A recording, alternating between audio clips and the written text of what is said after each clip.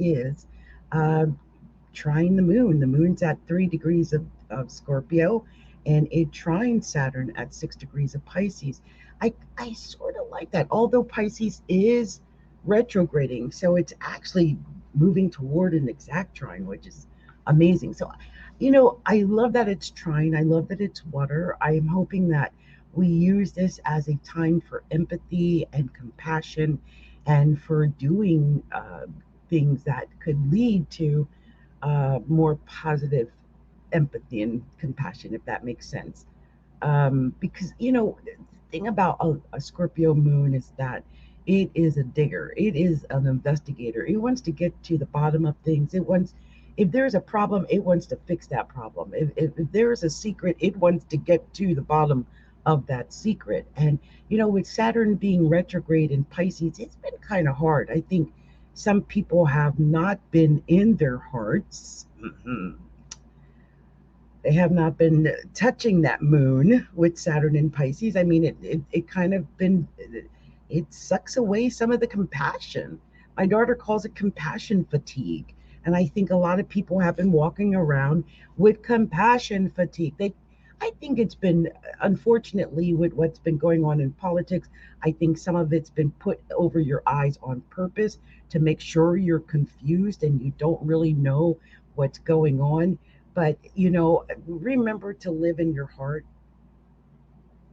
whatever you're doing. If you've gotten away from that, living in your heart is everything. And sometimes we just have to close down and just shut our eyes and just breathe. Just just breathe into that moment, right? And when we do that, it really does help us to get to the place we need to get to in order to feel peace. And peace, wow, that's a great word for what um, I think hopefully this moon can bring to that Saturn. Because I think when Saturn is retrograding anyway, it really does affect our peace. But when Saturn is retrograding in Pisces, I think it really does affect our peace. It affects our sleep. It affects our ability to dream. Some of us might be having nightmares or Pisces. Wow, it deals with a lot of the creative. So some people might have felt blocked creatively. I would use this time of this beautiful trine with the moon to, create whatever creative products you have buried in that soul. If I have not been live in I don't know how long. It's been over a month. I know it has. I think it was June 5th, if I'm not mistaken. It is now July 25th. That is almost 2 months. And I don't know what made me not decide to go live. And even now, you're just getting my avatar. I've not put my face out in a live. I've done shorts, but shorts aren't lives, are they? So I think I've gone live on Facebook once or twice, maybe, and maybe on TikTok once or twice. But especially in my groups, I've not been live like I normally used to go live often. I just had this feeling like I was overexposed, and I got to stop feeling that way because sometimes I see people out there, they're always in my darn face. Like, if I seen their ad once, I've seen their ad like 3, 4, 5 times in a day or a post from them. So I know I need to be more active and stop living in my shadow, which, with the moon in Scorpio, it's square the sun in Leo. I think I'm not the only person that's dealing with this issue about shining versus hiding. That's what this whole square between that Leo sun and Scorpio moon is all about.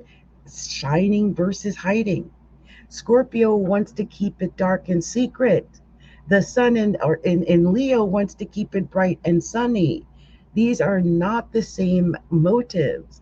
And I feel that. I feel that, there's some cross motives going on here. So you might be feeling those cross motives. And if you are, especially if you are a Leo, an Aquarius, a Scorpio, a Taurus, You might really be feeling this, especially Tauruses, I think, because Taurus has had so much going on and they still have that Jupiter going on. And I want to just say this because that Jupiter is almost approaching Uranus, by the way.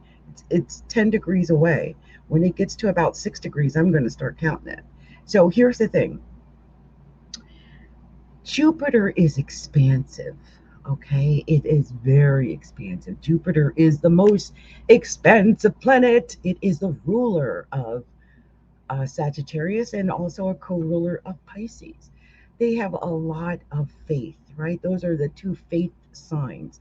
Taurus doesn't necessarily have that kind of faith because Taurus is a realist. It is a, you know, factual type of person. It just the facts jack, you keep it real, that type of keep it 100 type of person. And they're living on Earth. Whereas Sagittarius and Pisces are living up in their highest dogmas somewhere. But Taurus is right here on the Earth, in the mud, in the guck of it, and they don't want to take any BS. So I think with Taurus, Jupiter gets to Uranus, we might see some sudden, unexpected things happen. I want us all to be careful about what could happen to our money. I think we should be protecting our money and our security and our safety as much as possible. And that means avoiding things that are long shots, like, voting for Trump. Long shot, I'm just saying that man's about to go to jail for real, for real.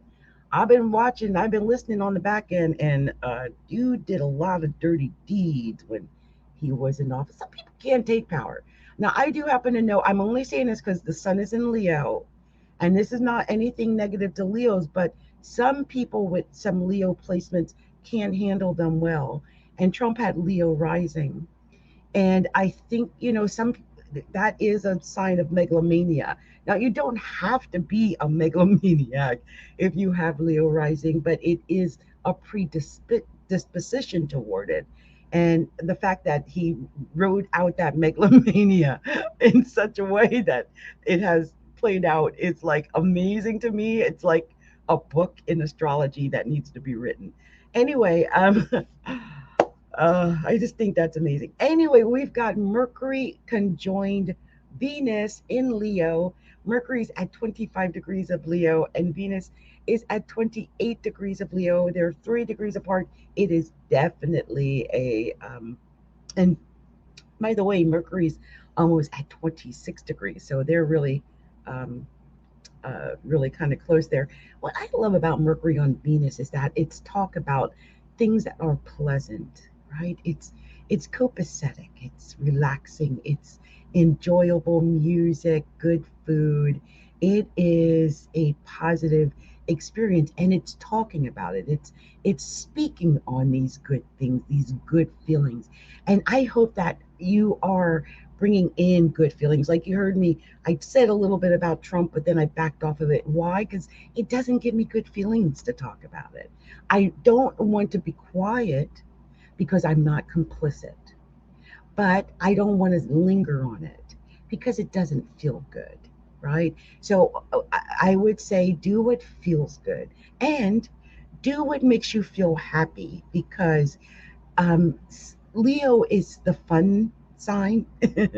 In astrology, the house of Leo is the fun house. It's the house of love and romance and children and play and fun and gambling and taking chances and doing all those things, taking bets.